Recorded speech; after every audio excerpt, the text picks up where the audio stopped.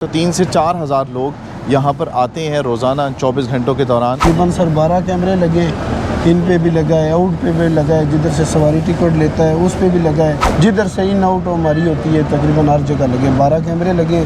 ये भी तकरीबन दोनों साइडों में तोड़ के, पार्किंग बहुत तंग था, हमने ये खुला किया जो है। अभी इसमें एक एलईडीयां लगाएंगी, एसी लगाएंगे जो है। 500 लोगों के लिए ये मस्जिद जो है वो तैयार की जा रही है, जिसमें वज़ू के लिए भी जगह बनेगी और उसके अलावा पीने के पानी के लिए भी पूरा इंतज़ाम किया जाएगा और बाकी जो लोग यहाँ पर आते हैं उनके लिए भी तमाम सहूलियात यहाँ पर रखी जाएंगी। आपका तो एरिया बड़ा सेंसिटिव है ना, वहाँ पहुँचने तक ये मॉनिटर करते हैं मुसाफिर को। हाँ बिल्कुल, कि वो उसका सफ़र महफूज हो सके। जो पैसेंजर जिस कंपनी के पास जाएगा उसी के पास होगा, यानी आवाज़ लगाने की ज़रूरत नहीं पड़ती। पासपोर्ट सबके साथ होना चाहिए। जो भी बंदा ट्रेवल करेगा उसका मिलिट्री जो है ना यहाँ से करके डायरेक्ट थाने को भेजते हैं।